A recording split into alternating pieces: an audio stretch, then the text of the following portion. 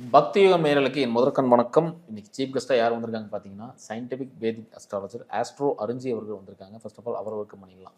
வணக்கம் ஐயா. வணக்கம். எப்படி இருக்கீங்க? நல்லா இருக்குங்க. சிறப்புங்க ஐயா. குரு பயிற்சி பலன் வந்துருச்சு. குரு பயிற்சி நிறைய பேர் ஆவலாக எதிர்பார்த்துட்டு இருக்காங்க.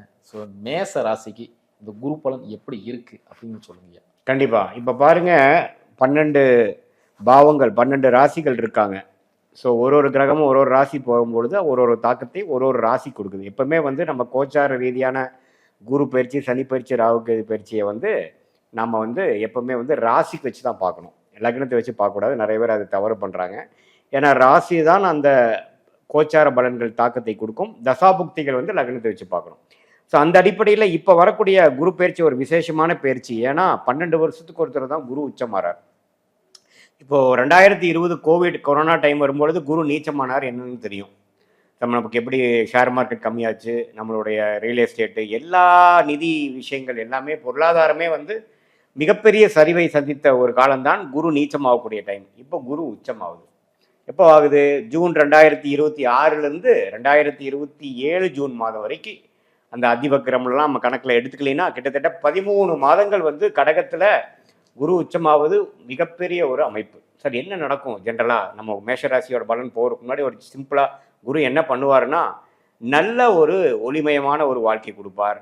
ஒரு பொருளாதார விஷயத்தில் நல்ல ரேட்டு ஏறுறது, நல்ல டிமாண்டு இன்க்ரீஸ் ஆகுறது, கன்சியூமர் வாங்கக்கூடிய பர்ச்சேசிங் பவர் மக்களுக்கு அதிகமாகிற மாதிரி அமைப்புகள். அதாவது சனி வலுத்தா கடுமையாக உழைச்சி 100 ரூபா சம்பாரித்து கால் வயிற நம்ம கழுவிக்கிற மாதிரி தான் ஒரு அமைப்பு கொடுக்கும். அதே மாதிரி குரு வலுத்தா நல்லா காசு வீசலாம்.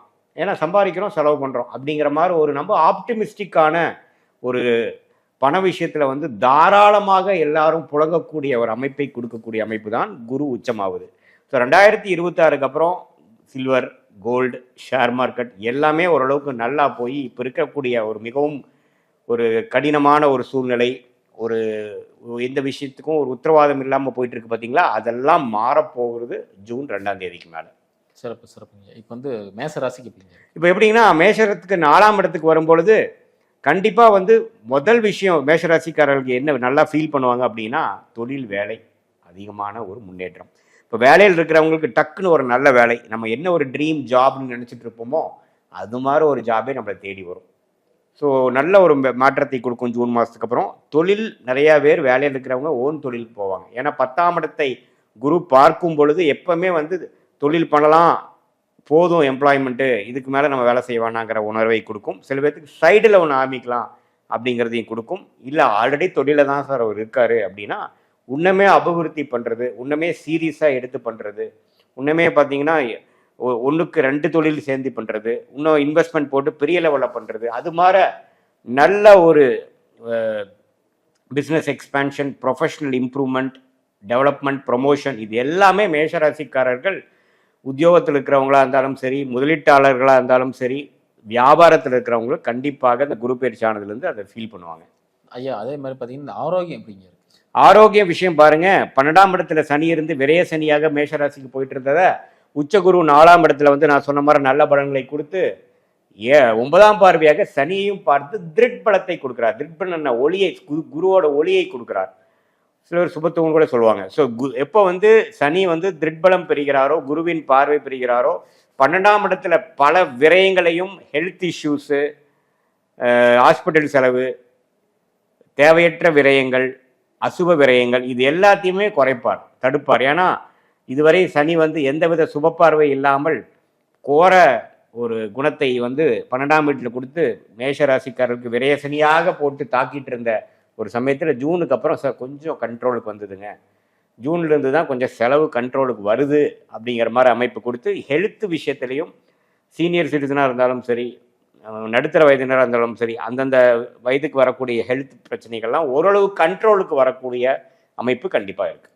சிறப்புங்க. இப்போ குரு பார்வையினால நிகழுன்னு சொல்லிட்டீங்க. பட் இந்த நேரத்தில் சொந்தமாக பிஸ்னஸ் பண்ணுறது ஸ்டார்ட் பண்ணலாம்? ஆமாம், கண்டிப்பாக. நம்ம அதே சொன்ன மாதிரி அது காலேஜ் முடித்து படிப்பு முடித்து வேலையில் இருக்கிற ஒரு 5-6 வருஷக்கார இளைய பருவத்தினராக இருந்தாலும் சரி, ஓரளவுக்கு லாங் ப்ராக்டிஸ், லாங் எம்ப்ளாய்மெண்ட்டில் இருந்துட்டோம், பட் ஒரு ஸ்டேஜில் ஒரு பார்ட்னரோட சேர்ந்து நம்ம ஒன்று ஆரம்பிக்கலாம்னு நினைக்கிறோம் அப்படிங்கிற மாதிரி இருந்தாலும் சரி, கண்டிப்பாக வந்து இந்த டைமில் வந்து ஒரு தொழில் முனைப்பு, ஒரு வேலை ஸ்டார்ட் பண்ணுறது, அது மாதிரி விஷயத்துக்கு ஒரு உகந்ததான ஒரு அமைப்பாக ஜூன் 2026 இருக்குது. இதில் பாருங்கள், நவம்பர், டிசம்பர், ஜனவரி என்ன ஆகுதுன்னா, அதி வக்ரம் என்ற ஒரு விதத்தில் 5ஆம் இடத்துக்கு போகிறார்.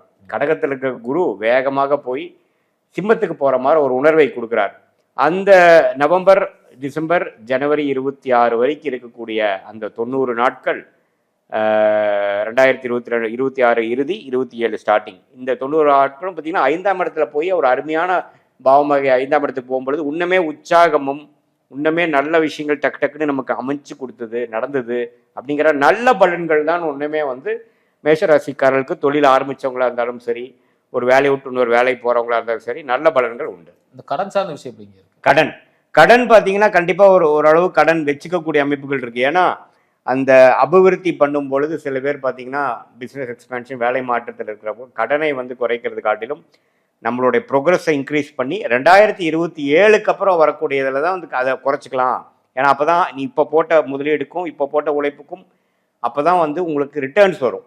வேணுங்கிற விஷயங்கள் திரும்பி வரும்பொழுது அது மூலமாக கடனை குறைக்கக்கூடிய அமைப்புகள் கொஞ்சம் லேட்டர்ன்னு தான் வருமே ஒழிய, இப்போ ஃபுல்லாக க்ரோத்து, ரிஸ்க் எடுத்து எக்ஸ்பேண்ட் பண்ணுறது, ரிஸ்க் எடுத்து ஒரு இடத்துல போய் கால் பதிக்கிறது, விசிட்டிங் கார்டு அடிக்கிறது, பிஸ்னஸ் கார்டு அடிக்கிறது, போய் கொடுக்குறது, நம்மளை வந்து இப்படி நினச்சிட்டு இருந்தவங்களுக்கு நான் இப்படி இருக்கேன், நான் இதை ஒன்று ஆரம்பிச்சிருக்கேன்னு காமிக்கக்கூடிய அமைப்பாக இந்த குரு பயிற்சி மேஷராசிக்காரர்களுக்கு உண்டு. இந்த உறவு சார்ந்த விஷயங்கள் எப்படிங்க? உறவு சார்ந்த விஷயங்கள் பார்த்தீங்கன்னா 3ஆம் இடத்துல இருக்கக்கூடிய குரு 7ஆம் இடத்தை இது வரைக்கும் பார்த்துட்டு இருந்தது. அதுக்கப்புறம் என்ன ஆகுது, அதனால என்ன ஆகுதுன்னா நிறைய டைம் ஸ்பெண்ட் பண்ணிட்டு இருந்திருப்பாங்க. ஹஸ்பண்டாக இருந்தால் ஒய்ஃபோட, ஒய்ஃப்னா ஹஸ்பண்டோட, குடும்பத்தோட. ஏன்னா 7ஆம் இடத்துல குரு இருக்கிறனால ஓரளவுக்கு அப்படியே போயிட்டு இருந்தது. ஆனால் இப்போ 4ஆம் இடத்துக்கு வந்து ஹைலைட் மாறுது, ஃபோக்கஸ் மாறுது. எங்கே மாறுது? அவங்களோடலாம் பேசுறதுக்கு எங்கே சார் டைமு? வேலை தொழில்னு அழுந்துட்டு இருக்கேன் சார், அதான் காசு உள்ளே போட்டாச்சு சார், மீட்டர் ஓடுது பாரு அப்படிங்கிற மாதிரி நம்ம ஓடிட்டு இருக்கோம். எக்ஸ்பேன்ஷனு, க்ரோத்து, பேஷனு, புது புது கஸ்டமரை மீட் பண்ணணும் அப்படிங்கிற மாதிரி ஒரு அமைப்புகளில் வந்து ஓடும் பொழுது குடும்பத்தில் வந்து அதிகமாக டைம் ஸ்பெண்ட் பண்ணுறதுலாம் கஷ்டம். ஏதோ ஒரு டைமில் ஒரு பிரேக் எடுத்து ஒரு வீக்கெண்டோ, ஒரு ஸ்கூல் லீவ்லேயோ, ஒரு சம்மர் ஹாலிடேஸ்லையோ அது மாதிரி டைமில் போய் ஒரு டூர் மாதிரி போயிட்டு வர்றது மாதிரி அமைப்புகள்லாம் உண்டு ஒழிய, ஃபோக்கஸ் வந்து இப்போது இடம், வீடு, வண்டி, வாகனம், அதுக்கப்புறம் தொழில், வேலை, இதில் தான் ஃபோக்கஸ் இருக்குமே ஒழிய மற்றது எல்லாமே மெயின்டெனன்ஸ் மோடில் தான் போகும். அதே மாதிரி வேலைக்காக இடம் மாற்றம் பண்ணுறதுலாம் பண்ணலாமா? கண்டிப்பாக. இப்போ இடம் வாங்குறது நிறைய பேர் பார்த்தீங்கன்னா, சார் இப்போ நான் ஆக்சுவலாக மாறிட்டேன், அந்த இடத்துல ஒரு வீடு விலைக்கு வருது, நான் வாங்குறேன். ஒரு வீடு வாங்குறது, இடம் வாங்குறது, இடம் வாங்கின இடத்துல கட்டுறது, இது மாதிரி 4ஆம் இடத்துக்கு உச்சகுரு வருவதனால், 4ஆம் இடங்கிறது அசையா சொத்து, தாயார், இதை குறிக்கக்கூடிய கிரகமாக இருக்கிறதுனால அம்மா மூலமாக அனுகூலமான அமைப்பு. இடம் விஷயத்தில் டக்குன்னு எனக்கு ஒன்று அமைஞ்சிருச்சு, வீடு ஒன்று நல்லா அமையுது, பழைய வண்டி கொடுத்து புது வண்டி வாங்குறேன், அதுக்கு லோன் கிடைச்சிருச்சு, அது மாதிரி எல்லா நல்ல விஷயங்களும் நடக்கக்கூடிய காலமாக இருக்கிறது. இவங்க மேஷராசிக்காரங்க எந்த விஷயத்துல ரொம்ப கவனமாக இருக்கணும்? கண்டிப்பாக. இப்போ மேஷராசிக்காரர்கள் இப்போது 4ஆம் இடத்துல குரு, 12ஆம் இடத்துல சனி, 11ஆம் இடத்துல ராகு, 5ஆம் இடத்துல கேது. ஸோ ராகு கேதுகள் எங்கே இருக்கிறாங்க? 11, 5ல் இருக்கிறாங்க. குரு பார்வை இருக்கா? இல்லை. ஸோ அப்படிங்கிறப்போ நம்மளோட பிரச்சனைகள் என்னன்னா, குழந்தைகள். கேதுங்கிற கிரகம் வந்து 5ல் இருக்கும்பொழுது குழந்தைகளுக்காக மெனக்கெட்டுறது, அவங்களுடைய படிப்பு, வேலை, அவங்களுக்கு பின்னாடியே நம்ம அலையிறது, அதுக்கு வந்து வேலைக்காக நம்ம நிறையா கஷ்டப்படுறது, படிப்புக்கு நிறையா மெனக்கெட்டுறது, பணம் கட்டுறது, அவங்களோட சேர்ந்து நாமளும் அலையிறது. அதே சமயத்தில் மூத்த சகோதரர்கள், சகோதரிகள், நமக்கு ஹெல்டர்ஸ் இருக்கிறவங்களுக்கு சிலதெல்லாம் நம்ம செஞ்சு கொடுக்கணுங்கிற மாதிரி அவங்களோட மருத்துவ செலவு பார்த்துக்கிறதோ, அவங்க கல்யாண காட்சிக்கு நாம் அலையிறோமோ, அது மாதிரி விஷயங்கள்லாம் கொஞ்சம் கொடுக்கக்கூடிய அமைப்புகள் இந்த ராகு கேதுகள் 11, 5ல் இருக்கிறதுனால வர வறுமையை ஒழிய, மற்றபடி பார்த்தீங்கன்னா எல்லாமே குரோத்து தான். 3ஆம் இடத்துல இருக்கக்கூடிய குருவோட 5ஆம் இடத்துல உச்சம் பெற்ற சனி குரு பார்த்தீங்கன்னா ஃபர்ஸ்ட் அவர் என்ன பார்க்குறாரு? தொழில் ஸ்தானத்தை பார்க்குறாரு. அப்புறம் 12ஆம் இடத்தை பார்க்குறாரு. நிறைய சுப விரயத்தை பண்ண சொல்கிறார், பல ஊருக்கு போக சொல்கிறாரு, வேலை நிமித்தமாக, தொழில் நிமித்தமாக. அதே சமயத்தில் 8ஆம் வீட்டை பார்க்குறார். 8ஆம் வீட்டை பார்க்கும் பொழுது வெளிநாடு பிரயாணங்கள், கடன் வாங்குதல், கூட்டு முயற்சியாக பண்ணுறது, நிறையா ஒரு அசோசியேட்ஸ் மாதிரி பில்டப் பண்ணுறது, ப்ராஜெக்ட்ஸ் நிறையா எடுக்கிறது, கிளைண்ட்ஸ் நிறையா பிடிக்கிறது, அது மாதிரி விஷயங்கள்லாம் வரும்பொழுது, சார் ஒரு 2 வருஷமாக சும்மா தான் ஃப்ரீயாக தான் இருந்தால், இப்போ ஆளை பார்க்கவே முடியல, இப்படி ரொம்ப பிஸியாக இருக்கீங்களா? ஆமாங்க, இப்போ நிறையா பிஸியாக இருக்கேன், என்னோடய வேலை ப்ரொஃபைல் மாறினதுலேருந்து நான் வந்து 1 வாரம் தான் நான் இங்கே இந்த ஹெட் ஆஃபீஸில் இருக்க முடியுது, மீது எல்லாமே நிறையா என்னோடய ஸ்கெடியூலே பார்த்தீங்கன்னா டைட் ஆகிடுச்சு அப்படிங்கிற மாதிரி மார்க்கெட்டிங் துறையில் இருந்தாலும் சரி, சேல்ஸ் துறையில், ஐடி துறையில், எந்த ஒரு இதில் இருந்தாலும் வேலை பளு அதிகமாகவும் growth மோட்டிவும், அது மூலமாக இடம், வீடு, வண்டி, வாகனம் அது மாதிரி விஷயங்களாம் அமைச்சுக்கக்கூடிய ஒரு அமைப்புமாக இந்த குரு பயிற்சி மேஷராசிக்காரர்களுக்கு வருகிறது. சிறப்புங்க. ரொம்ப அருமையா சொன்னீங்க. மீண்டும் அடுத்த காலையில் சந்திக்கலாங்க. நன்றி நன்றி நன்றி.